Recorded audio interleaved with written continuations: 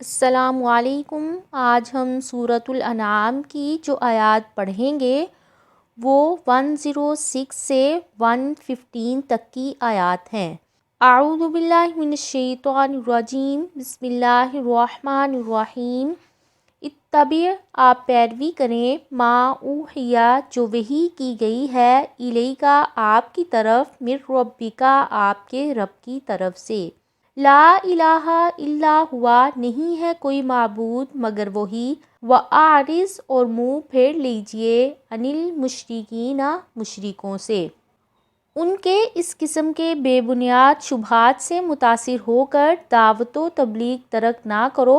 اس سے مقصود آپ صلی اللہ علیہ وآلہ وسلم کو تسلی دینا ہے۔ وَلَوْ، اور اگر، شاء اللہ، چاہتے اللہ تعالی، ما اشرکوا، نہ وہ سب شرک کرتے، وما جعلناک، اور نہیں ہم نے بنایا آپ کو، علیہم، ان پر، حفیظا، نگران، وما انت، اور نہیں ہے آپ، علیہم، ان پر، بوکیل، نگہبان۔ آپ ان کی حماقتوں اور کفر سے متاثر نہ ہوں، کیونکہ اللہ تعالیٰ نے انسان کے اندر ایمان اور کفر دونوں کی استعداد رکھی ہے، اور اس سے ان کا امتحان مقصود ہے کہ شکر گزار بنتے ہیں یا کفر اختیار کرتے ہیں۔ اگر اللہ تعالیٰ چاہتے تو ان کو فرشتوں کی طرح بھی بنا سکتے تھے کہ وہ فطری طور پر مؤمن ہونے کے ساتھ کفر یا نافرمانی ہی نہیں کرتے، لیکن یہ اس کی حکمت کے خلاف ہے۔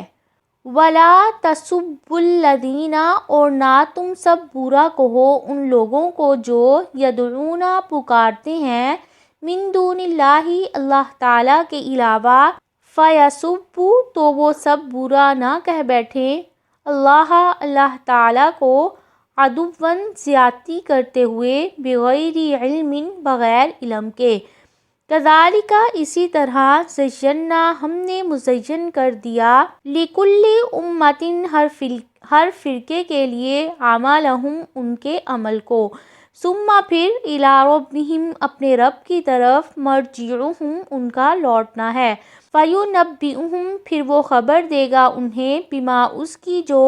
کانوا، تھے وہ سب، یعملون، عمل کرتے۔ آیت سد ذرائع کی دلیل ہے۔ اگر ایک جائز کام کسی بڑی خرابی کا ذریعہ بنتا ہو تو اس جائز کام کو بھی چھوڑنا ضروری ہے۔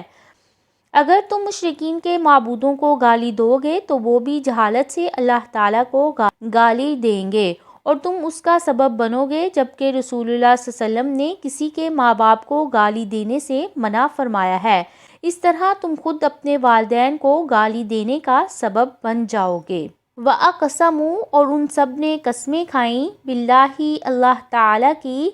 جَہْدَ، پکا کر کے، ایمانہم، اپنی قسموں کو،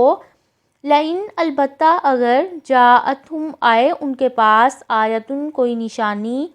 لیؤمنن، البتہ وہ ضرور، بالضرور ایمان لے آئیں گے، بہا، اس پر۔ کہہ دیجئے، انما الآیات، بے شک نشانیاں، عند اللہ، اللہ تعالیٰ کے پاس ہیں،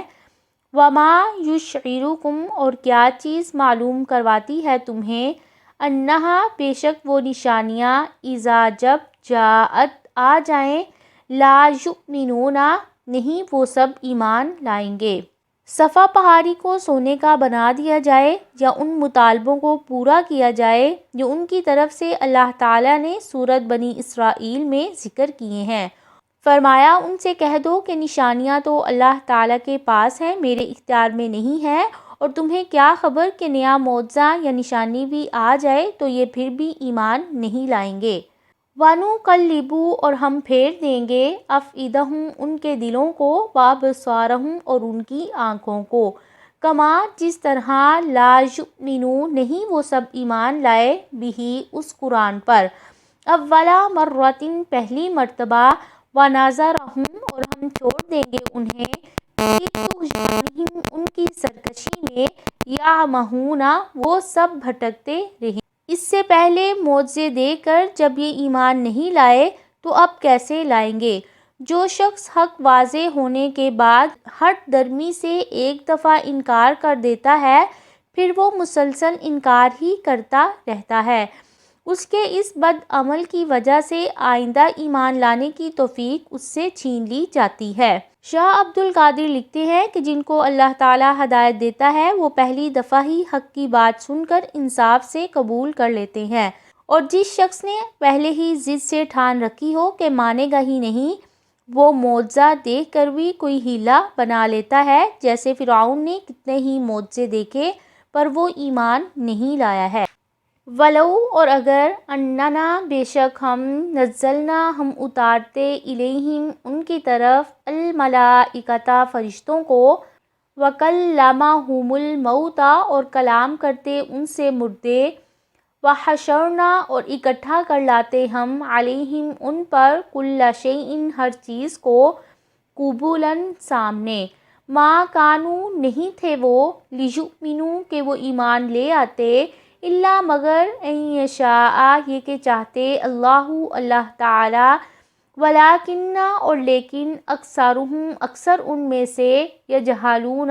وہ جہالت برتتے ہیں۔ پچھلی آیات میں جو بات مختصر بیان کی گئی تھی یہاں اس کی تفصیل ہے۔ اگر ہم ان کے تمام مطالبات پورے کر دیں، جیسے فرشتوں کو نازل کرنا، مردوں کا کلام کرنا وغیرہ،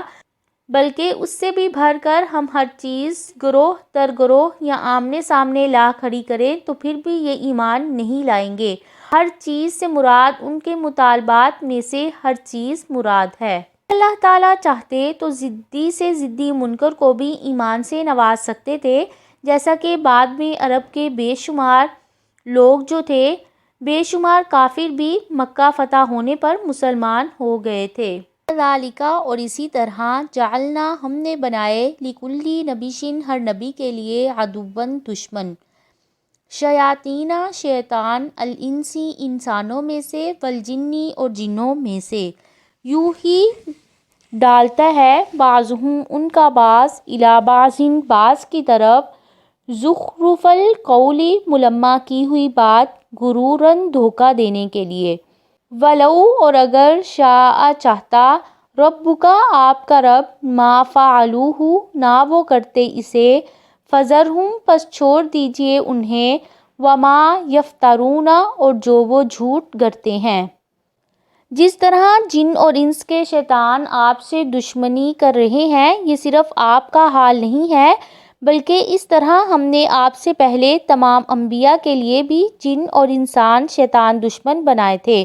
لہٰذا آپ کو گھبرانے کی ضرورت نہیں ہے۔ جس طرح پہلے انبیاء نے اپنے شریر دشمنوں کے مقابلے میں صبر اور استقامت سے کام لیا ہے، آپ بھی ان کی اظہار ثانی پر صبر کیجئے، وَلِتَصْغَىٰ اور تاکہ مائل ہو، الیہ اس کی طرف، افئدۃ دل، الذین ان لوگوں کے، لا یؤمنون جو نہیں ایمان لاتے، بالآخرۃ آخرت پر، وَلِیَرْضَوْهُ اور تاکہ وہ راضی ہوں اس سے، وَلِیَقْتَرِفُوا اور تاکہ وہ کمائی کریں، ما جو ہم وہ مقترفون کمانے والے ہیں۔ اقترف یقترف برے اعمال کمانے کو کہتے ہیں۔ شاہ عبد القادر لکھتے ہیں کہ یہ کئی آیتیں اس وقت نازل ہوئی تھیں جب کفار کہنے لگے کہ مسلمان اپنا مارا ہوا جانور کھاتے ہیں اور اللہ تعالیٰ کے مارے ہوئے کو حرام سمجھتے ہیں۔ فرمایا کہ ایسی فریب کی باتیں شیطان کرتے ہیں تاکہ انسانوں کو شبہات میں ڈالا جائے، عقل کا حکم نہیں، حکم صرف اللہ تعالیٰ ہی کا ہے۔ فرمایا آگے پھر واضح طور پر سمجھایا گیا کہ ہر جانور کو مارنے والا اللہ تعالیٰ ہی ہے اور اس کے نام میں برکت ہے، اس کے نام پر ذبح ہوا تو وہ حلال ہے، جو اس کے نام کے بغیر مر گیا وہ مردار ہے۔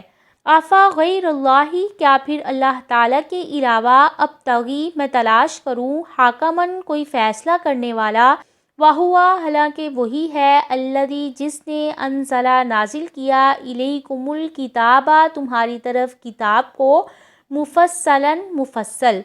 والذین اور وہ لوگ جو آتیناہم الکتاب ہم نے دی انہیں کتاب، یعلمون وہ جانتے ہیں، انہ کہ بے شک وہ منزل نازل کردہ ہے، من ربک آپ کے رب کی طرف سے، بالحق حق کے ساتھ، فلا تکونن پس ہرگز نہ آپ ہو جائیں، من الممترین شک کرنے والوں میں سے۔ اس سے پہلی آیات میں اللہ تعالیٰ بتا رہے ہیں کہ یہ کفار کسی بھی صورت میں ایمان نہیں لائیں گے، لہٰذا ان کے لیے آیات کا نازل کرنا بے فائدہ ہے۔ اب یہاں بتایا کہ اللہ تعالیٰ نے جو مفصل کتاب نازل فرمائی ہے وہ آپ کی نبوت کے سچا ہونے پر دلیل کے لیے کافی ہے۔ وَتَمَّتْ اور پوری ہو گئی کلمۃ ربک آپ کے رب کی بات، صدقاً سچ، وعدلاً اور انصاف کی، لا مبدل نہیں ہے کوئی بدلنے والا، لکلماتہ اس کے کلمات کو، وَهُوَ السَّمِيعُ الْعَلِيمُ اور وہ خوب سننے والا، خوب جاننے والا ہے۔ کلمہ اور کلمات سے مراد قرآن ہے۔ قرآن معجزہ ہونے اور آپ کی نبوت کی سچا ہونے کی دلیل کے لیے کافی ہے، کیونکہ قرآن کے تمام مضامین دو ہی قسم کے ہیں، خبریں یا احکام۔ یہاں صدقاً کا تعلق خبر سے ہے اور عدلاً کا تعلق احکام سے ہے۔ یہ تھیں آج کی آیات جن کا ہم نے مطالعہ کیا۔